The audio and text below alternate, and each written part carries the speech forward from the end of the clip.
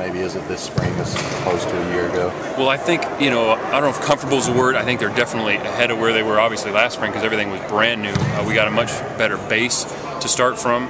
I think the sense of urgency is always the same. I mean, we're not where we need to be by any stretch, but I think our foundation of what the guys know, what's expected of them, is much better than it was a year ago. Well, what about for you personally? I mean, you were hired basically a signing day and had scarcely a month to get ready. I mean, how different is it for you this time around? Well, you really find out a little bit more about your team, a little bit more about what you need, not only schematically, but what your team needs physically and mentally, and I think that helps you guide them throughout the spring and summer, and I think that's, we're ahead of that game just because we have been here a year now. So.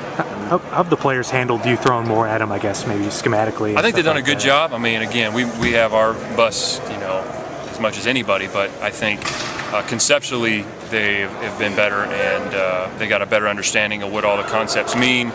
We don't always execute them right, and you're probably never going to be 100%, but we're ahead of the game of where we were a year ago. So we just need to continually, every day make those small improvements, and over the course of spring, summer, and into the fall, that'll make us that much better. For you personally, is it more enjoyable to get more complex, I guess, than you could have last year? I mean, and it's a fine line that you're always going to, ride, because you want those guys to play fast, and we're going to expect some of these guys that played for us last year and maybe some new guys to play for us. So you got to ride that line of where you want them playing fast, but you want to give the offense enough to make it complicated for them. So we're always going to ride that line and make sure that we have enough in our arsenal, but also aren't slowing our own guys down. I know a lot of the depth isn't coming until the summer, but the fact that it is coming, I mean, how many more options does that sort of create for you moving forward? Well, in our mind, we're going to welcome those guys and push them right in. But these guys right now are what our foundation is going to be built on. The guys that are here with us right now, so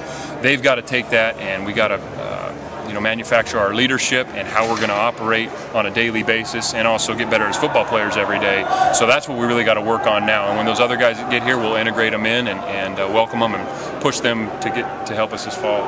Justin, what's the difference between maybe a Chuck Smith defensive line and now what Lance is doing? Is there any fundamental change? Or everybody's got their own style. I mean, every person's different how they coach a position.